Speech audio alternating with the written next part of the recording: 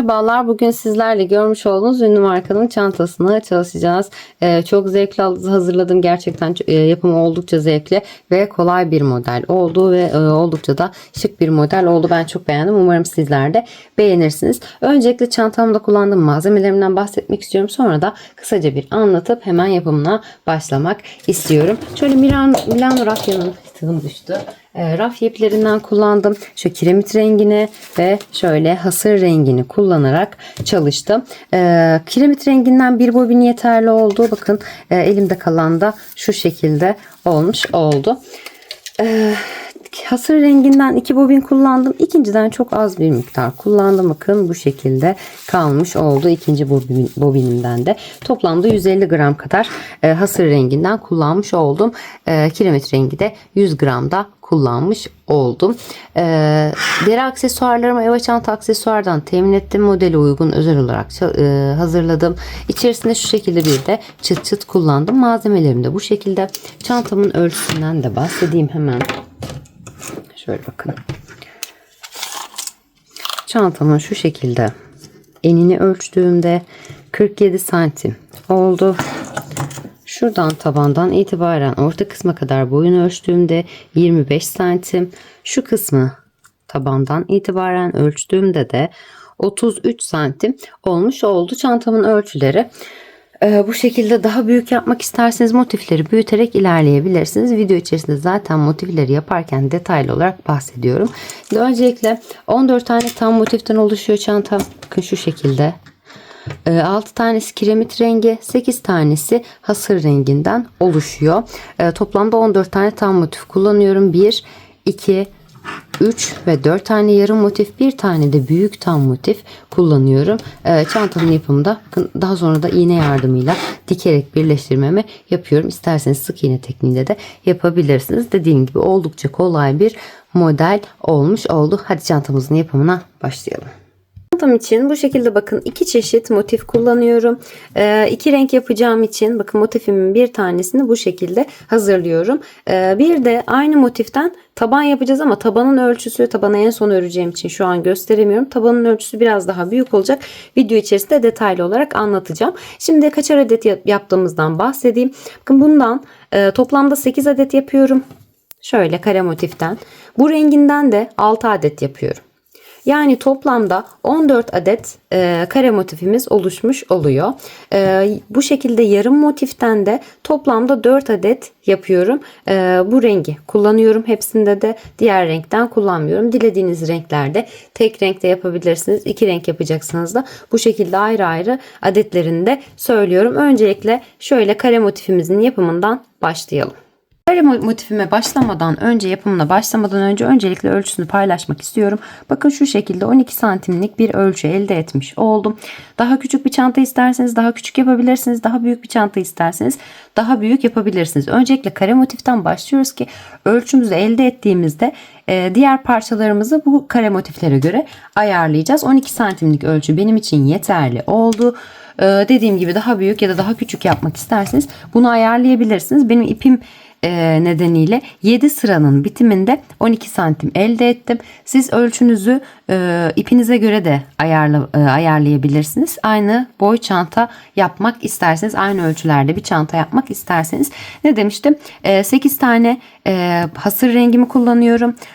6 tane de bu şekilde kiremit renginden yapıyorum. Siz tek renk yapacaksınız. Hepsini 14 tane yapacaksınız. 2 ayrı renk yapacaksınız. Bu şekilde bölebilirsiniz sayılarınızı da. Hemen yapımından başlıyorum şimdi. Öncelikle bakın bir sihirli halka oluşturuyorum.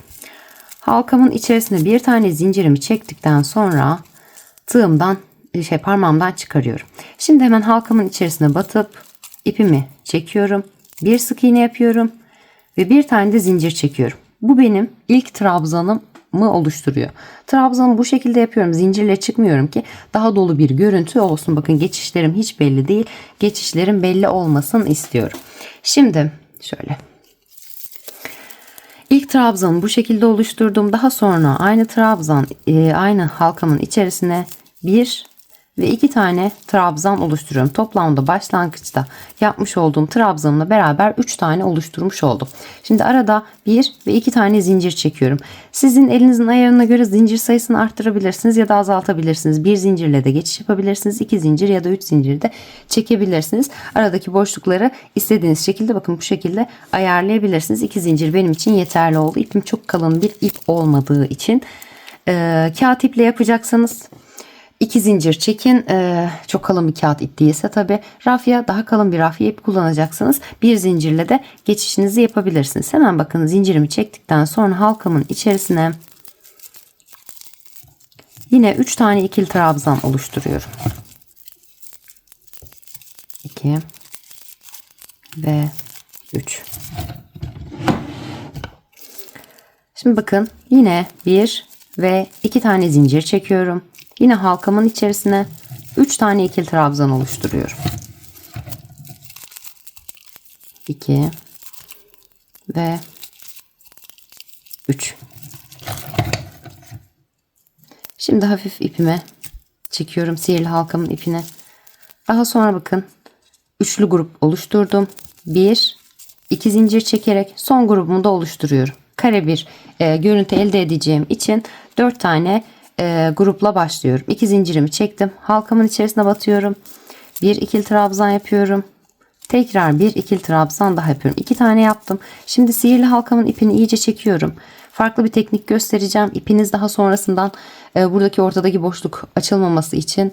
Çünkü sihirli halka bazen açılma yapabiliyor. Sağlamlaştırmak için bakın 3. trabzanımı yapmadan önce ipin bakın üzerine doladım. Şuradaki sihirli halkamın ipini iyice çektirdikten sonra bakın şunu arkadan öne doğru doladım. Bunu da önden arkaya doğru doluyorum. Şu şekilde. Şöyle. Tığımı battım ve ilmeğimi çıkarıyorum. Normal trabzan yapar gibi. Şimdi şuradaki 3 ipimi birlikte, ikisini birlikte çekerek kapatıyorum. Bakın halkamın ipi burada kaldı. Örgümün içerisinde kaldığı için daha sonradan açılma yapma şansı yok. Şimdi bakın dörtlü grubumu bitirmiş oldum. Kenarlarda 2'şer tane zincir çekiyordum. Üst sıraya geçerken zincir çekmeden ipimi üzerine doluyorum. Şurada bir sık iğne, bir zincirim vardı. Zincirimin tepesine batıyorum. Şöyle. Bakın bir sık iğnem şurada, zincirim burada. Zincirimin tepesine batıp ipimi çekiyorum. Tığımda 3 tane ilmeğim var. Hepsini birlikte toplayarak bir yarım trabzan elde ediyorum. Yarım trabzanımı yaptım. Şimdi bakın yine bir zincir çekiyorum. Alt kısımda başladığım gibi zincirimi çektim. Buradaki boşluğuma batıyorum. İpimi çekip biraz uzun tutarak bir sık iğne yapıyorum. Daha sonra yine bir zincir çekiyorum. Bakın ilk trabzanımı bu şekilde oluşturmuş oldum. Tam da ilmeğimin boşluğumun ortasına geçişimi sağlamış oldum. Geçişim daha düzgün duruyor bu şekilde.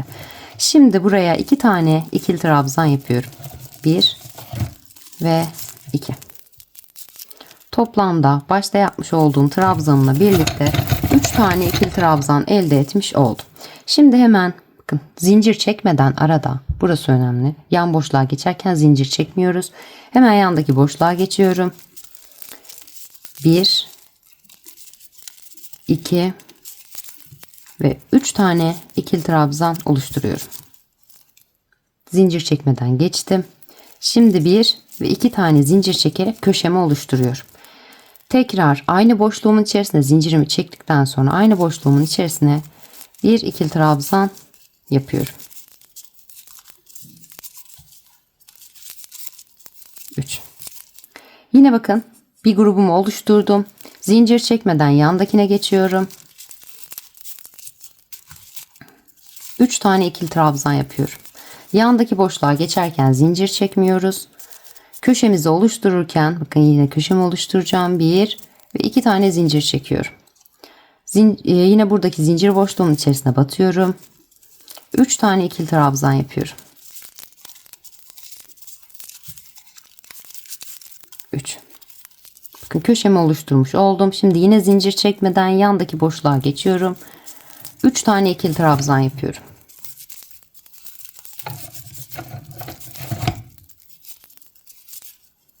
Yine köşemi oluşturmak için 1 ve 2 tane zincir çekiyorum.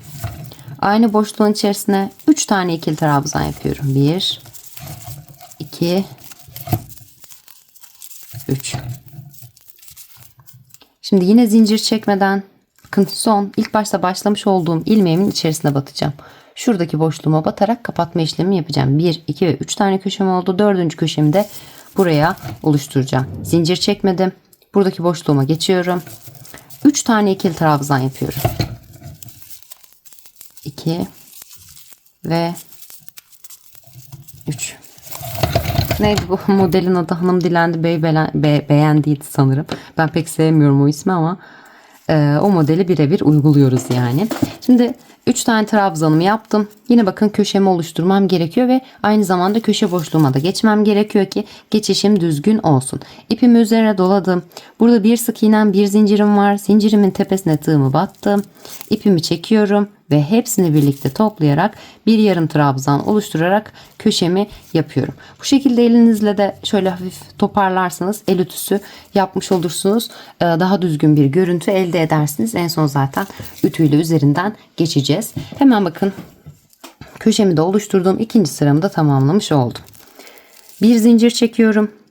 Aynı boşluğa geçip ipimi biraz uzun tutarak bir sık iğne yapıyorum. Ve bir zincir çekiyorum. Bunu trabzan olarak kabul ediyorum.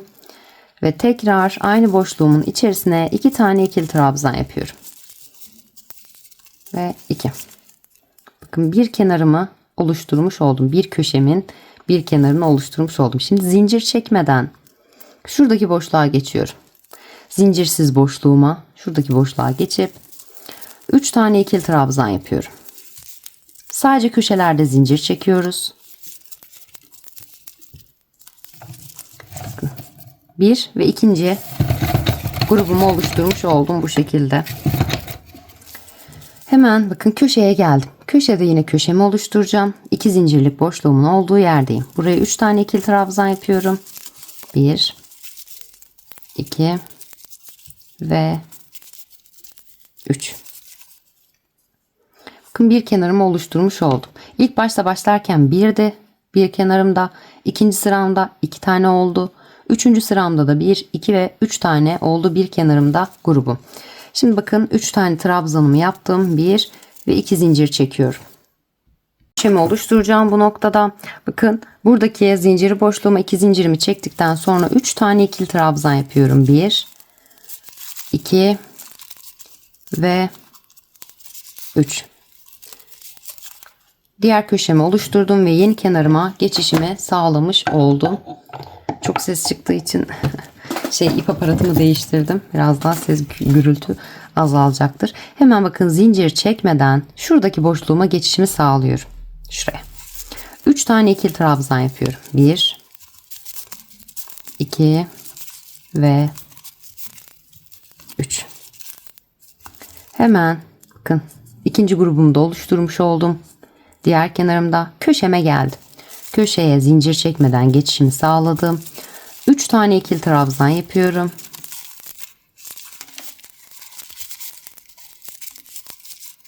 Bir ve 2 tane zincir çekiyorum. Aynı boşluğun içerisine yine 3 tane ikili trabzan yapıyorum. Bu şekilde köşemi oluşturmuş oldum. Yine yeni bir kenarıma başladım. Hemen bakın şuradaki boşluğa geçiyorum. Zincir çekmeden 3 tane ikili trabzan yapıyorum. Köşeye geldim. Yine zincir çekmeden batıyorum. 3 tane ikili trabzan yapıyorum. 2 ve 3. Köşemdeyim. 1 ve 2 zincir çekiyorum. Zincir boşluğumun içerisine 3 tane ikili trabzan yapıyorum.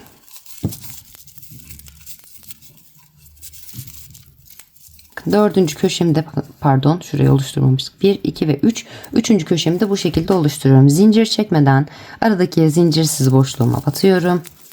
Buraya da 1, 2 ve 3 tane ikili trabzan yapıyorum. Şimdi bakın başlangıç noktama geldim yine. Burada kalan yarım kısmımı yapıp köşemi oluşturacağım. Zincir çekmiyorum. Buradaki boşluğa battım. Ve 3 tane ikili trabzan yapıyorum. 2 ve 3. Kenarlarımı tamamladım. Şimdi köşemi de oluşturacağım. İpimi üzerine doladım. Bir sık iğnem, bir zincirim vardı. Bakın sık iğnemin ilmeği burası. Zincirimin ilmeği burası. Zincirime battım. İpimi çekip üçünü birlikte toplayarak bir yarım trabzanla köşemi oluşturdum. Şimdi yine bir zincir çekiyorum. Boşluğumun içerisine batıp ipimi biraz uzun tutuyorum ve bir sık iğne, bir zincir yaparak trabzanla üst sırama geçişimi yapıyorum. 2 tane daha trabzan yapıyorum boşluğumun içerisine, 1 ve 2. Köşemin bir kenarını oluşturmuş oldum.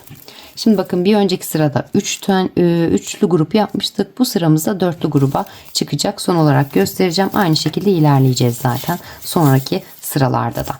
Şimdi hemen zincir çekmeden yine yandaki boşluğuma geçiyorum. 1 2 ve 3 tane ikili trabzan yapıyorum. Yine zincir çekmeden bakın yandaki boşluğa geçiyorum. 3 tane ikili trabzan yapıyorum. 2 ve 3.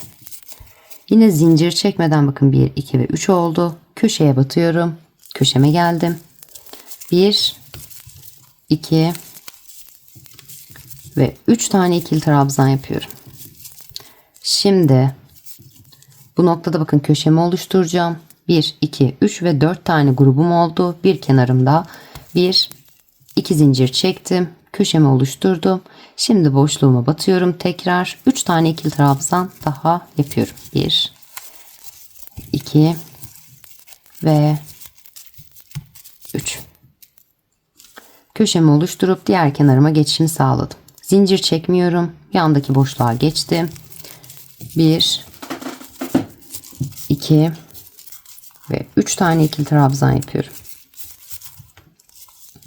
Hemen bakın zincir çekmeden yandaki boşluğa geçiyorum. 3 tane ikili trabzan yapıyorum. 2 ve 3. Zincir çekmeden yandaki boşluğa geçiyorum. 3 tane ikili trabzan yapıyorum. 3. Bakın köşemin olduğu boşluktayım. Şimdi köşemi oluşturacağım. Köşe için 1 ve 2 zincir çekiyorum. Aynı boşluğun içerisine 3 tane ikili trabzan yapıyorum. 1 2 ve 3.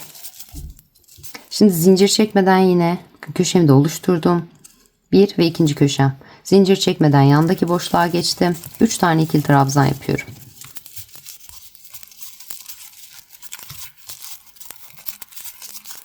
Yine zincir çekmiyorum. Yandaki boşluğa geçip 3 tane ikili trabzan yapıyorum.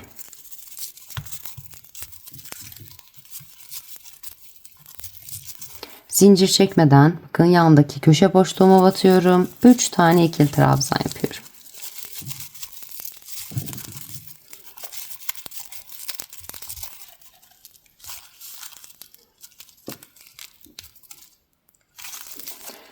Trabzanlarımı oluşturdum. 1 ve 2 tane zincir çekiyorum. Aynı boşluğumun içerisine 3 tane ikili trabzan yaparak köşemi oluşturuyorum.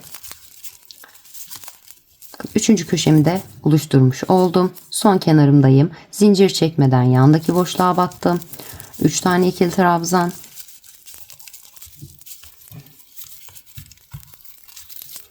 Zincir çekmeden yandaki boşluğa battım. 3 tane ikili trabzan.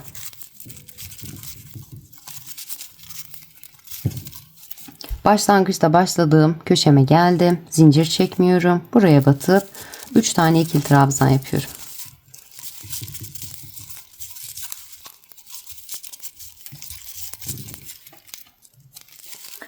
Bakın. Köşemi oluşturmak için de ipimi üzerine doladım. Sık iğnem var, zincirim var. Zincirimin tepesine batıp ipimi çekiyorum. Hepsini birlikte toplayarak köşemi oluşturuyorum. Yine bir zincir, ipimi battım.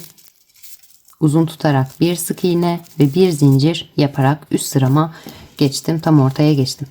Tamamen modelim bundan ibaret. Köşelerde köşemi oluşturuyorum. Arada 2 zincir çekerek. Diğer zincirsiz boşluklarıma geçerken zincir çekmiyorum.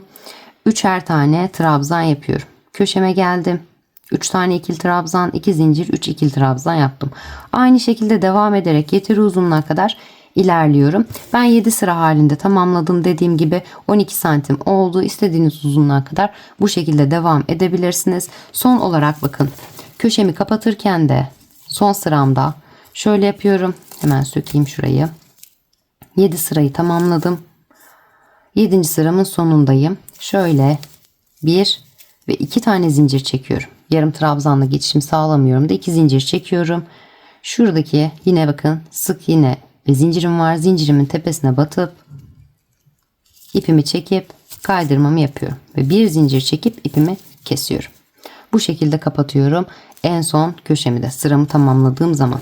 Dediğim gibi benimki 7 sırada şu şekilde 12 santim oldu. Birebir aynı ölçülerde bir çanta yapmak isterseniz sizin kaç sırada yaptıysanız ya da trabzanınızın uzunluğuna göre bile bu santim ölçüsü değişecek. Ona göre ayarlayarak ilerleyebilirsiniz. Ben zaten çantanın mantığını kaç sıra yaptığınızı hani diğer parçalarımızı ayarlarken de nasıl ayarladığımızdan bahsediyor olacağım. O şekilde ilerleterek istediğiniz sayılarda devam edebilirsiniz. Kare motifimizi bu şekilde hazırlıyoruz. Kare motifimizden sonra yarım motifimizin yapımına geçiyoruz.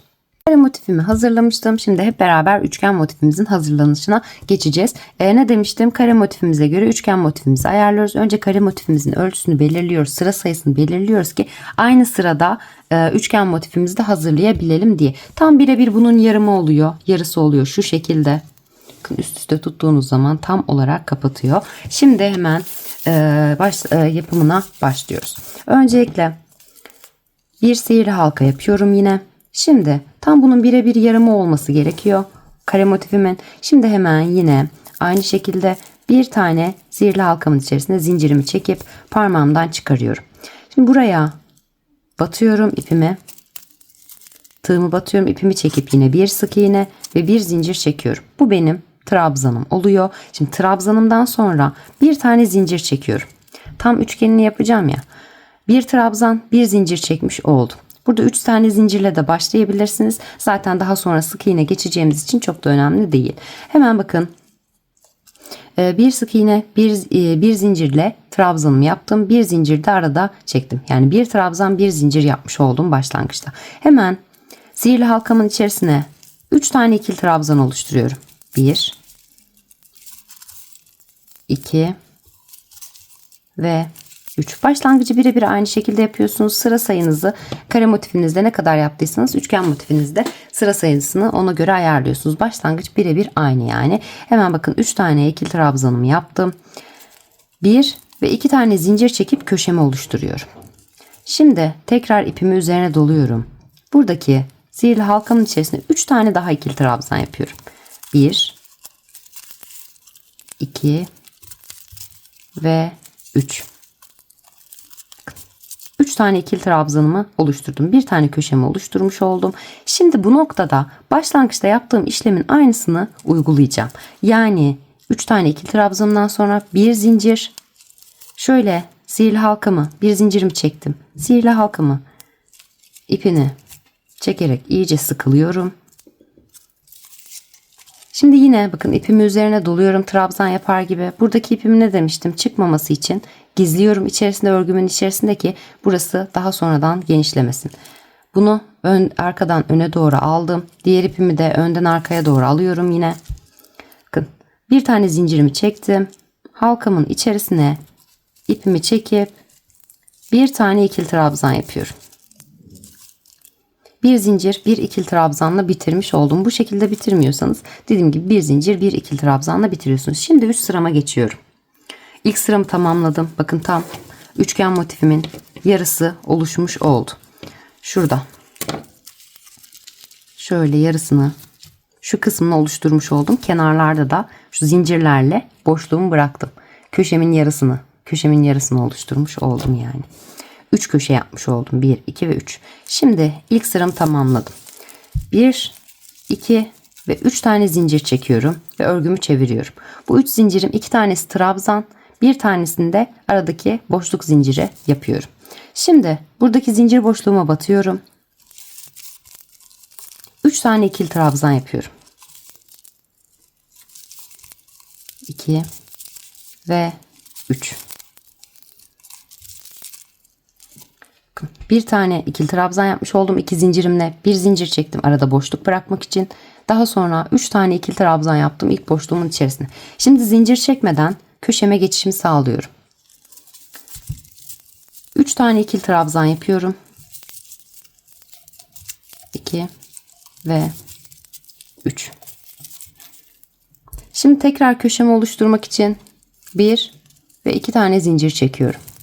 Aynı boşluğumun içerisine 3 tane ikili trabzan yapıyorum. 1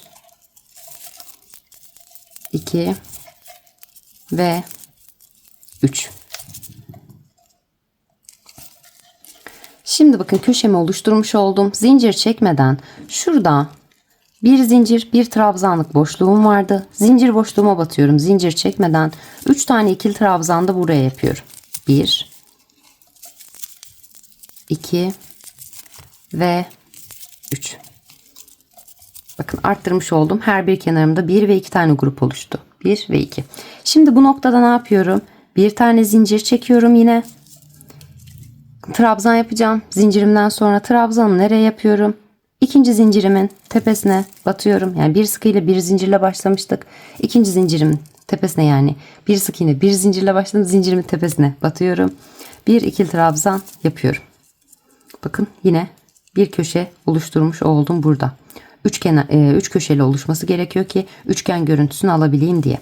Şimdi bakın üst sırama çıkarken yine burada yaptığım işlemin aynısını uyguluyorum. 1 ve 2 tane zincir çekiyorum. Trabzanımı oluşturuyorum. Bir zincir daha çekerek zincir boşluğumu, yani köşemi oluşturmuş oluyorum. Şimdi örgümü çevirdim. Buradaki ilk zincir boşluğuma tığımı batıp 3 tane ikili trabzan yapıyorum. 1 2 ve 3. İlk başta karışık gelebilir ama 1-2 sıradan sonra mantığını anlayacaksınız. Zaten aynı şekilde ilerliyor.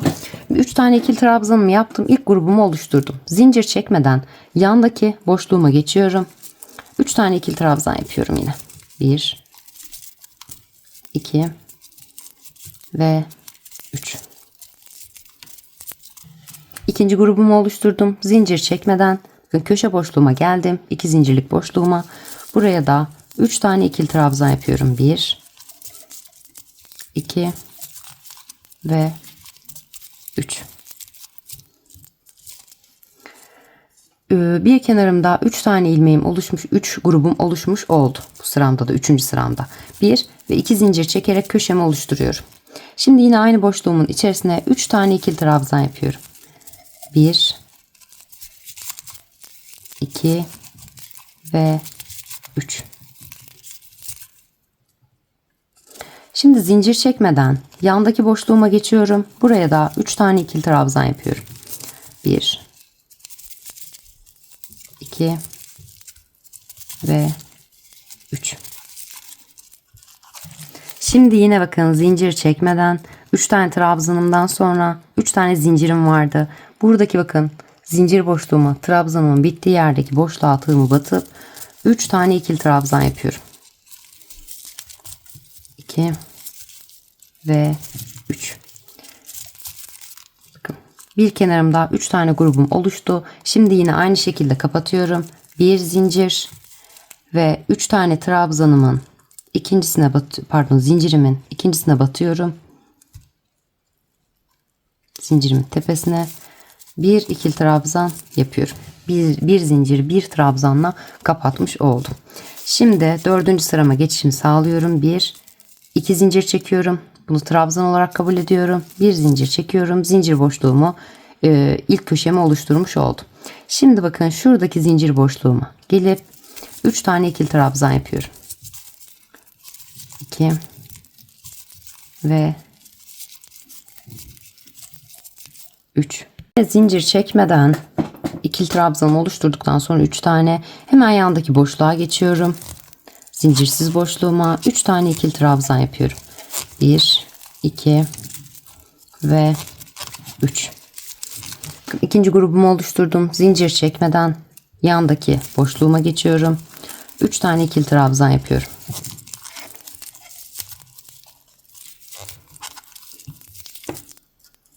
Şimdi yine zincir çekmeden bakın köşeme geldim.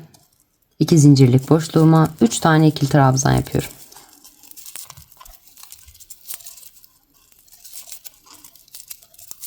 Bakın 4. sıramda bir kenarımda 1, 2, 3 ve 4 tane grup oluşturmuş oldum. Şimdi 1 ve 2 tane zincir çekiyorum. Köşemi oluşturdum. Köşe boşluğuma tekrar batıp 3 tane ikili trabzan yapıyorum. 2 ve 3. Şimdi zincir çekmeden yandaki boşluğuma geçiyorum. 3 tane ikili trabzan yapıyorum.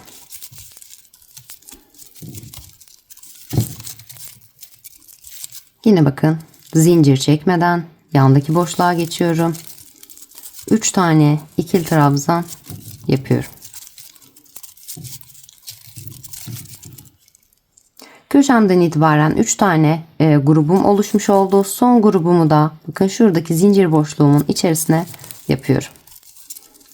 1, 2 ve 3 tane ikili trabzanımı oluşturdum.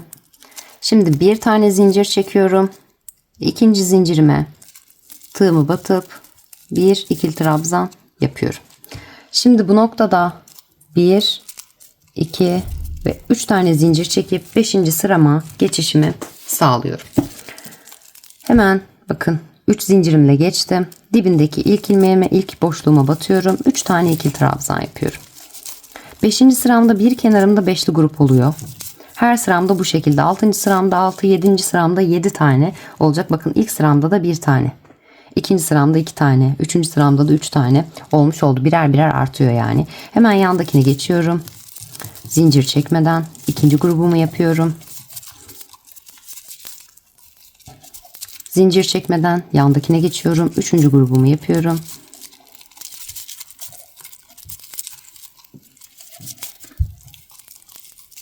Zincir çekmeden yandaki boşluğuma geçiyorum. 4. grubumu yapıyorum. 2 ve 3. Zincir çekmeden bakın köşeme geldim. Buraya da yandaki boşluğuma 3 tane ikili trabzan yapıyorum yine. Ve 3. 5 tane oluşturmuş oldum. 5. sıramda bir kenarımda 5 grup oluşturmuş oldum. Şimdi 1 ve 2 zincir çekerek köşemi oluşturuyorum. Diğer kenarıma başlıyorum. Aynı boşluğun içerisine 3 tane ikili trabzan yapıyorum. 1, 2, 3.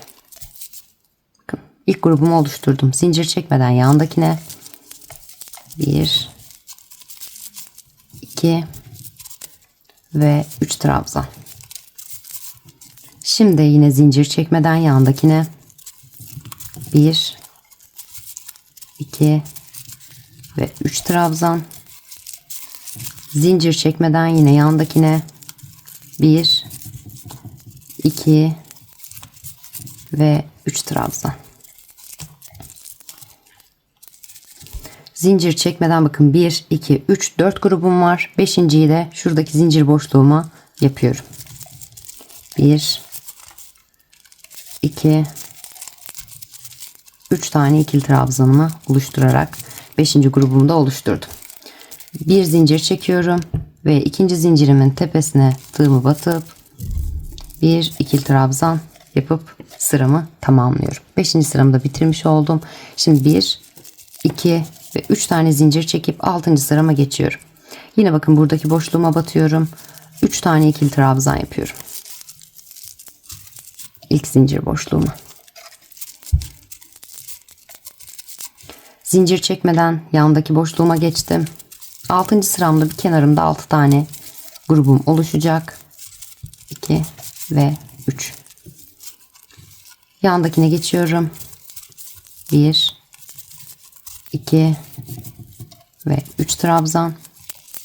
Zincir çekmeden yandakine 1, 2 ve 3 trabzan. Zincir çekmeden yandakine 1, 2 ve 3 trabzan. Bakın 2, 4 ve 5 tane grubum oluştu. Şimdi 6.'yı da köşeme yapıyorum. 1, 2, 3. Şimdi 1 ve 2 tane zincir çekiyorum. Aynı boşluğumun içerisine 3 tane ikili trabzan yapıyorum. 1, 2 ve 3. Yeni kenarıma başlamış oldum. Bu kenarımda da 6 tane ikili trabzanım olacak. Zincir çekmeden yandaki boşluğuma geçtim. 3 tane ikili trabzan yapıyorum. 3. Zincir çekmeden yandaki boşluğuma geçtim. 3 tane ikili trabzan yapıyorum. 2 ve 3. Zincir çekmeden arada bir de şöyle elinizle el tutu yapın ki düzgün dursun. Zincir çekmeden yandaki boşluğuma geçiyorum. 3 tane ikili trabzan yapıyorum yine. 2 ve 3. Zincir çekmeden yandaki boşluğuma geçtim. 1, 2 ve 3 tane ikili trabzan yaptım. Bakın bu kısma kadar 2, 4 ve 5 tane grubum oldu. Son grubumda zincir çekmeden şuradaki zincir boşluğuma yapıyorum. 2 ve 3 tane ikili trabzanımı oluşturdum. Şimdi bir zincir çektim ve ikinci zincirimin tepesine tığımı batıyorum ve bir ikili trabzan yapıyorum. 6. sıramı da tamamladım. Şimdi son sırama geçiyorum. 7. sırama. Benim için son sıra, bakın 7 sıra yapmıştım. 1, 2, 3, 4, 5, 6 ve 7. Siz de 8 sıra yaptıysanız, 6 sıra yaptıysanız, 6 sıra yaptıysanız buradan itibaren sık iğnelere başlayacaksınız. Şurayı sık iğnelerle geçeceğiz. Eğer 7 sıra yaptıysanız 7. sıranın sonunda sık iğnelerle geçeceksiniz. 8 sıra yaptıysanız yine 8. sıranın sonunda. Şimdi ben 7 sıra yaptığım için 7. sırama geçişim sağlıyorum. 1, 2 ve 3 tane zincir çekiyorum ve 7. sırama geçişimi sağladım. Örgümü çevirdim. Dibindeki ilk boşluğuma batıyorum. 3 tane ikili trabzan yapıyorum. 2 ve 3. Zincir çekmeden yine yandaki boşluğa geçtim. 3 tane ikili trabzan yapıyorum. Bu şekilde 3 tane ikili trabzan yaparak köşeye kadar ilerliyorum. Her bir boşluğuma 3'er tane ikili trabzan yapıp köşeye geliyorum. Bu gruplarımı oluşturarak köşeye kadar geldim. Bakın toplamda 2, 4, 6 ve 7 tane grubum oluşmuş oldu. Şimdi burada 1 ve 2 zincir çekip aynı boşluğumun içerisine batıyorum. Ve 3 tane ikili trabzan yaparak köşemi de oluşturmuş oluyorum. Şimdi zincir çekmeden yandaki boşluğuma geçiyorum. 3 tane ikili trabzan yapıyorum. Yine zincir çekmeden yandaki boşluğuma geçiyorum. 3 tane ikili trabzan yapıyorum.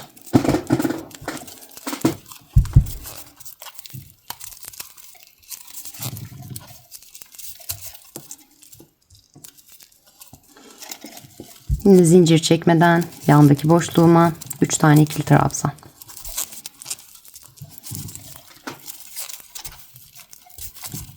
Zincir çekmeden yandaki boşluğuma 3 tane ikili trabzan. 1, 2 ve 3. Zincir çekmeden son boşluğuma da 3 tane ikili trabzan yapıyorum. 1, 2 ve 3. Bakın baştan itibaren, köşemden itibaren 2, 4, 6 tane grubum oldu. Son grubumu da şuradaki zincir boşluğuma yapıyorum. 1, 2 ve 3. Şimdi trabzanlarımı yaptım. Grubumu oluşturdum. Şimdi son olarak bir zincir ve ikinci zincirimin tepesine bir ikili trabzan yapıyorum. Bakın sıramı tamamladım. Benim kare motifim 7 sıradan oluştuğu için üçgen motifimi de 7 sıradan oluşturdum. Siz kaç sıra yaptıysanız kare motifinizi, üçgen motifinizde aynı sıra sayısında yapacaksınız. Tığlamasını da birebir aynı şekilde yapacaksınız. Şimdi kenar sık iğne tığlamalarına başlıyorum. Bakın trabzanımı yaptım son olarak. Şimdi bu noktada şuradaki trabzanımın tepesine batıyorum öncelikle. Şuradaki bakın son yapmış olduğum trabzanım.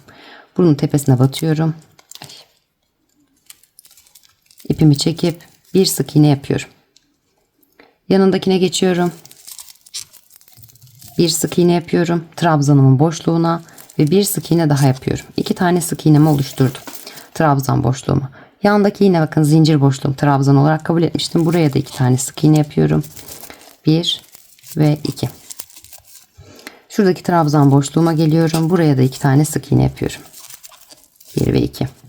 Yandaki trabzan boşluğuma geçiyorum. Buraya da 2 tane sık iğne yapıyorum. 1 ve 2.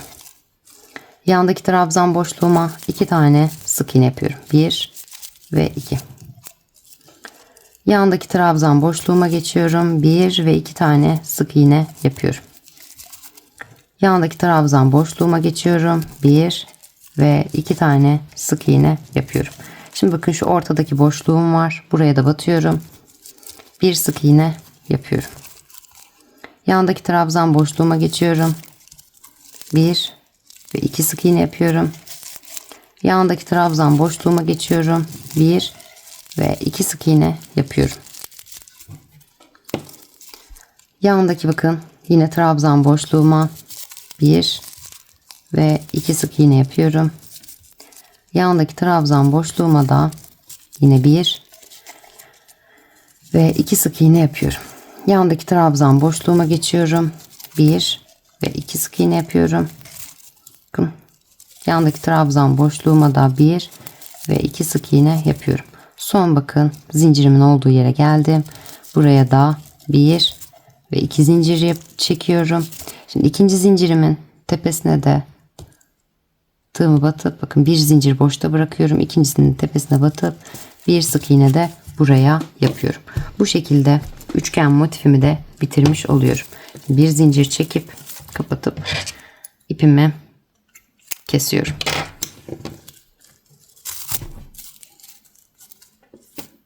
Üçgen motifimi de bitirdim. Üçgen motifimden ne demiştim? 4 tane yapacağım toplamda. Bakın şu şekilde 4 tane üçgen motifim benim kenarlarıma gelecek. Tam bu kısmına da tabanımı oluşturacağım. Şöyle göstereyim. Üçgen motiflerimin geldiği yeri. Üçgen motifleri şu şekilde dizeceğim. Ortasına da kare motif oluşturacağım ama taban sayısı daha da büyük olacak. Çünkü yarıları denk geliyor tam. Üçgen motiflerin buradaki ilmeklerimiz önemli olan. Şimdi bakın şöyle. Şu kısma da tabanımızı hazırlayacağız. Şimdi tabanımızı hazırlarken de yine aynı teknikle başlayacağız. Kaç sıra yapacağımıza karar vereceğiz. Şimdi o noktada da şurası devreye giriyor. Sık iğnelerimiz. Bakın, en son sıramızı bitirdik. Bakın benim sık iğnem var şu şekilde. Kaç tane sık iğnem var toplamda? 31 tane sık iğne elde etmiş olduğum kenarlardan. Bundan bir eksiltiyorum 30. Yani 3'e bölünen bir sayı olması gerekiyor. Şöyle 3'e bölünen bir sayı elde ediyorum. En yakın olarak arttırmadan sadece bir eksilterek. Şurada sık iğne tığlamasını yaparken başta veya sonda bakın fazladan battığım için bu şekilde olmuş. Şimdi 31 tane ilmeğim var.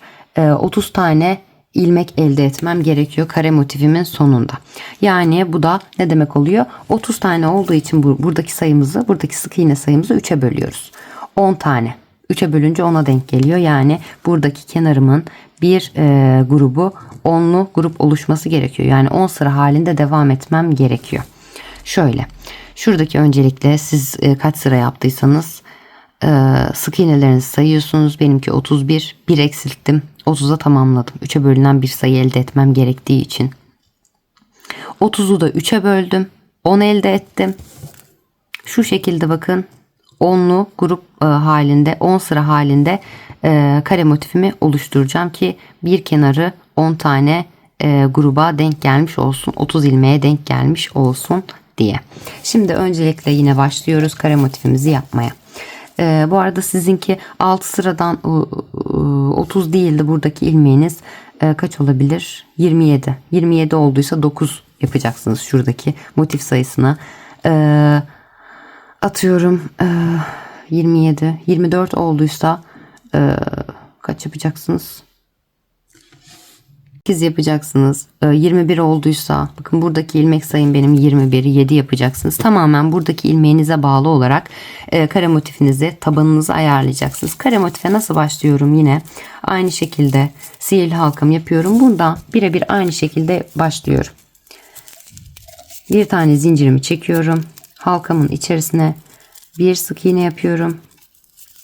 Bir zincir çekiyorum. Ve 2 tane ikili trabzan yapıyorum. 1 ve 2. Başta yapmış olduğum trabzanla birlikte ilk üçlü grubumu oluşturdum. 1 ve 2 zincir çekiyorum. Köşemi oluşturuyorum. Aynı boşluğumun içerisine 3 tane ikili trabzan yapıyorum. 1 2 ve 3.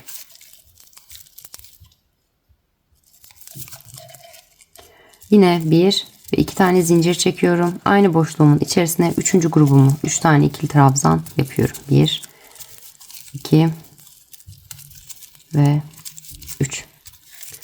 Şimdi bu noktada ipim biraz sihirli halkamın ipini çekerek daraltıyorum. Bakın son kenarımı yapacağım. 1 2 ve 3 kenar oldu. 1 2 zincir çektim ve buraya batıyorum. 1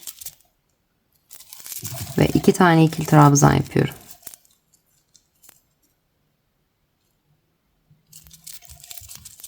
Şimdi 3. trabzanımı yaparken ne demiştim? Sihirli halkamı iyice sıkıladıktan sonra bakın normal ördüğüm ipi arkadan öne doğru alıyorum. Diğer ipimi önden arkaya doğru attım.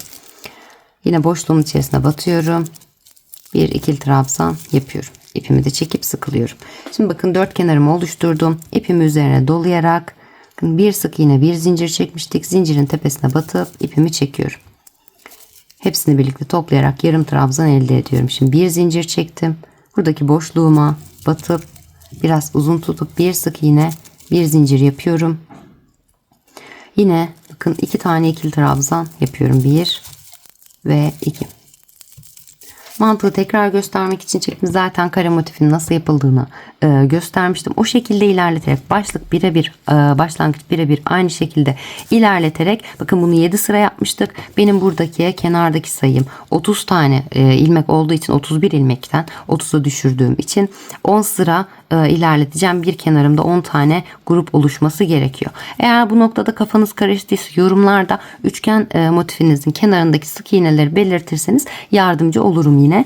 Bu şekilde kare motife başlıyoruz. Tabanımızı da buradaki üçgen motiflerin sayısına göre ayarlayarak devam ediyoruz. Yani ben 10 sıra halinde bu şekilde kare motifimi hazırlıyorum. Ve tabanımı da oluşturduktan sonra birleştirme aşamasına geçiyorum. Evet, tabanımı da bu şekilde hazırlamış oldum. Bakın 11 kenarımda, 11 kenarımda, 11 kenarımda, 10 10 grup da bu kenarımda var. Yani 10 sıra halinde bu şekilde tamamlamış oldum. Son olarak taban ölçümü de paylaşmak istiyorum. Bakın 19 santim olmuş oldu ölçümün uzunluğu. Şimdi bakın tekrar göstereceğim üçgen motiflerimi. Bir üçgen motifim buraya denk gelecek. Bir üçgen motifim buraya denk gelecek. Bir üçgen motifim buraya denk gelecek. Ve bir üçgen motifim de buraya denk gelecek. Sayıları birebir ayarladım ki birleştirme aşamasında sıkıntı yaşamayayım diye. Şimdi çantamın birleştirme kısmına başlayabilirim. Evet, tüm parçalarımı hazırladım. Artık şablonumun yapımına başlayabilirim. Bakın öncelikle kiremit renklerimi alıyorum. Ters çevirerek şöyle hemen yan yana 2 tanesini koyuyorum. Daha sonra bakın tam ortalarını hep ters çevirerek yapıyorum. Bu alt katı çünkü. Üçüncüyü koyuyorum. Şimdi geldim diğer kare motifime. Bunu alıyorum. Şu şekilde yanına koyuyorum. Ters gelecek şekilde. Yine aynı şekilde diğer hasır renkli kare motifimi alıyorum. Bunu alıyorum, koyuyorum. Daha sonra bunu alıp koyuyorum aralarına. Son olarak da şöyle bakın üçgen motifimi ters gelecek şekilde hazırlıyorum. Evet, ilk katını hazırladıktan sonra hemen üst üste gelecek şekilde diğer motiflerimi de koyuyorum. Şöyle düz kısımlarını üste gelecek şekilde koyuyorum bu sefer. Çantanın ön ve arka kısmı da bu şekilde hazırlanmış oluyor. Bakın üçgen motifimin bir tanesini de aldım. Böyle yerleştirdim. Şimdi tabanım ve bakın şu şekilde üçgen motiflerim kaldı. Bir tanesi şöyle gelecek katlanarak. Bir tanesi de şöyle gelecek katlanarak. Tabanım da tam bunların ortasına denk gelecek. Öncelikle üstünün birleştirmesini yapacağız.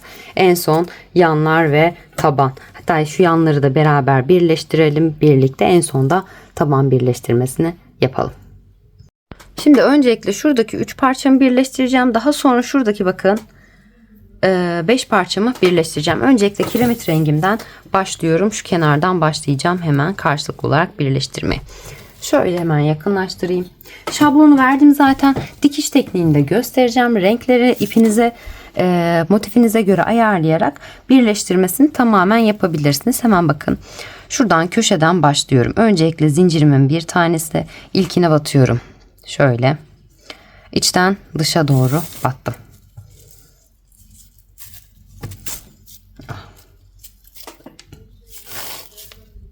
Evet, içten dışa doğru batarak düğümümü iç kısmı aldım. Şimdi hemen köşesinden başlıyorum.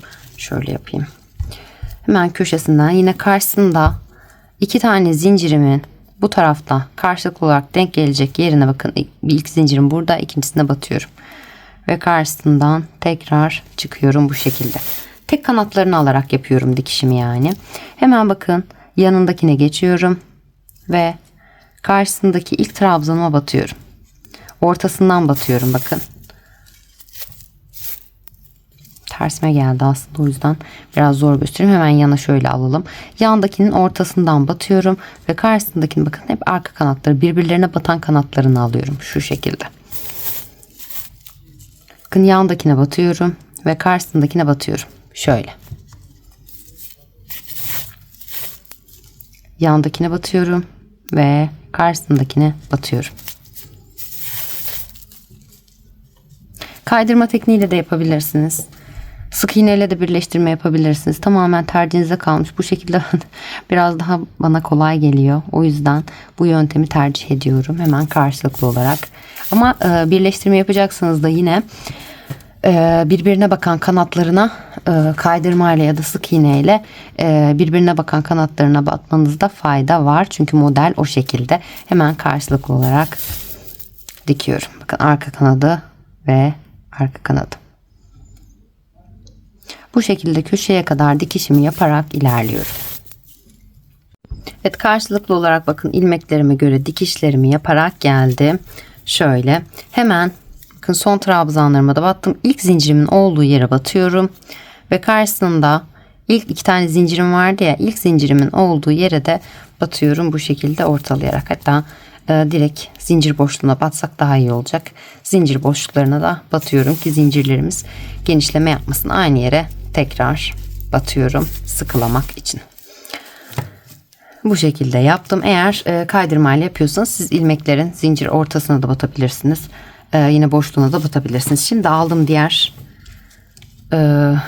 kiremit rengi kare motifimi. Dönüyorum. Hemen şu iki kısmı birleştireceğim. Buradaki zincir boşluğuma tekrar battım. Ve şuradaki zincir boşluğuma da batıyorum. Sıkıladım.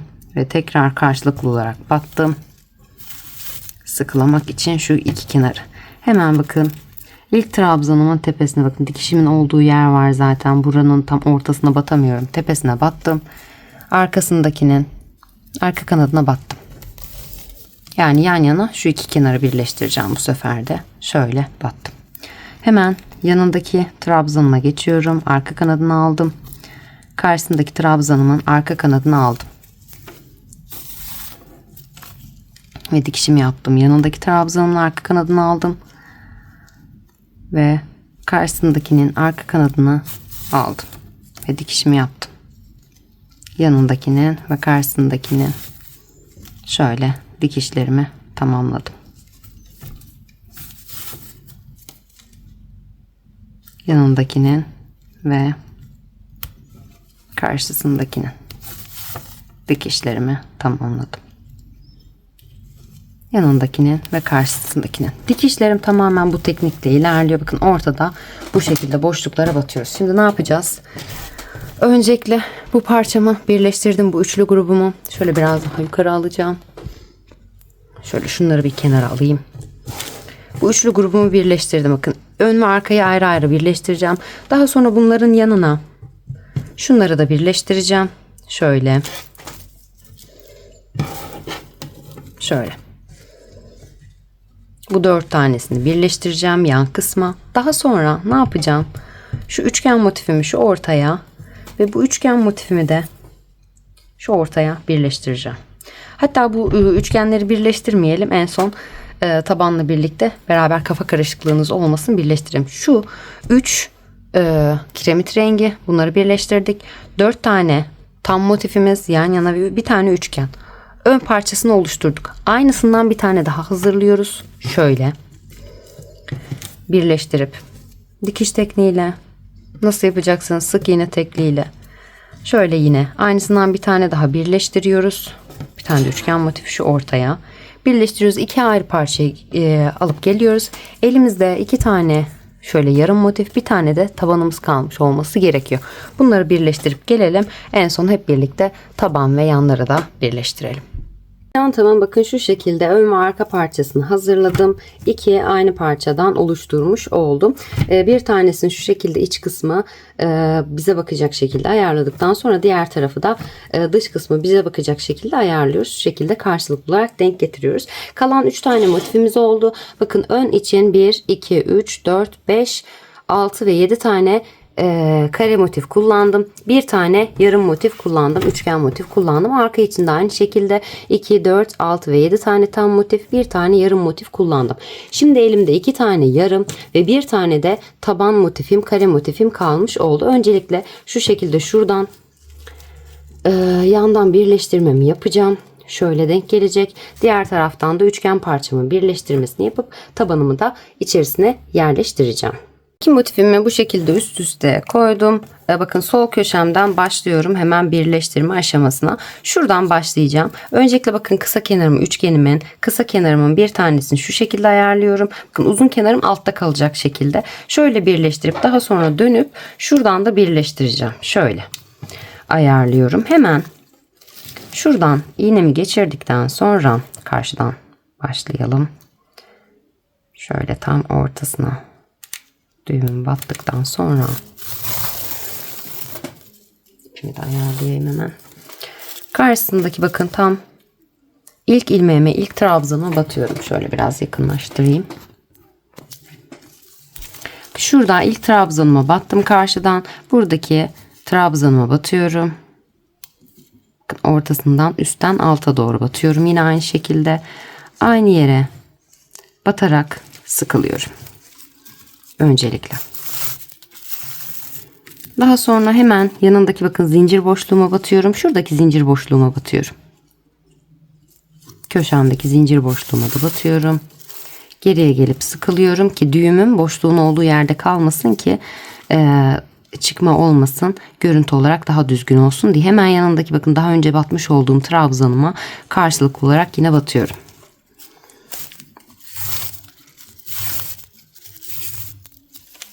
Şimdi yanındaki trabzanıma geçiyorum.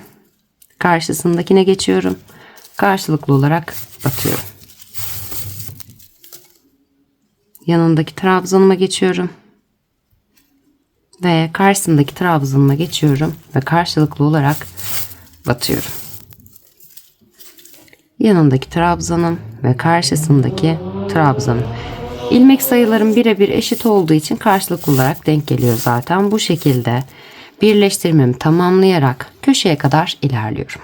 Birleştirmemi yaparak köşeye kadar geldim. Son olarak zincir boşluklarıma da battım bakın. Karıştırıp şuradan şöyle devam etmiyoruz. Böyle devam edersek bir potluk oluşacak. Şimdi hemen ne demiştim? Bir tanesini altta tutuyorum parçamın, bir tanesini üstünü koyuyorum. Bakın 2 tane kenarda kaldı. Üçüncüye birleştirmemi yapmıştım alt kısımda kalana. Şimdi hemen diğer tarafımı çeviriyorum. Şuradan yine bakın aynı şekilde 1, 2, üçüncüye birleştirmemi yaparak devam edeceğim. Yine zincir boşluğuma batıyorum. Bu sefer şuradaki boşluğuma batıyorum. Bakın, diğer parçamdaki köşedeki zincir boşluğuma batıyorum.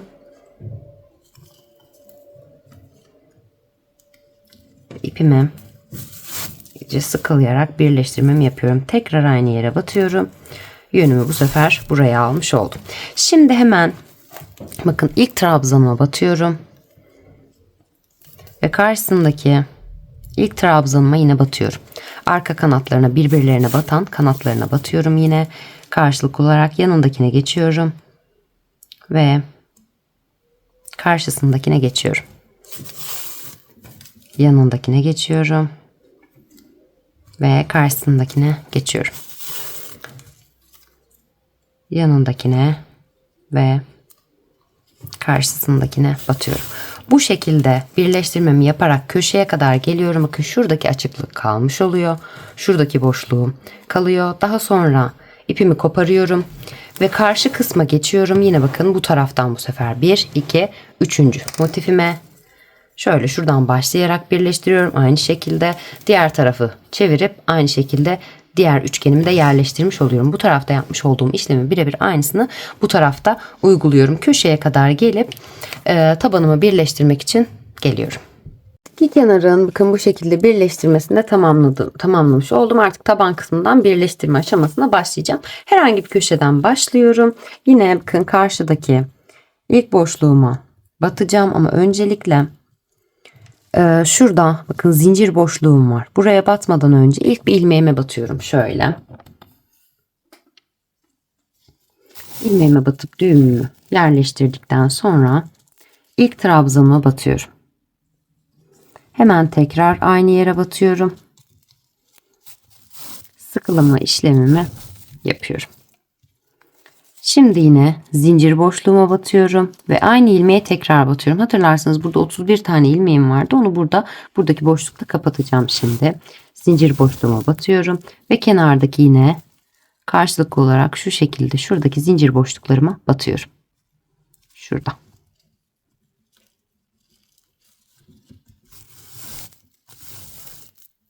Hemen battım. Şimdi ilk ilmeklerime tekrar dönüyorum. İlkine battım. Şuradaki ve şurada hiç batmamış olduğum ilk sık iğneme batıyorum. Bu şekilde bir tane eksilterek herhangi bir yerden batmadan ya da 2 kez batarak eksilterek ilmeklerinizi eşitleyerek birleştirme işleminizi yaparak devam edeceksiniz. Hemen yanındaki trabzanıma batıyorum ve karşısındaki sık iğneme batıyorum.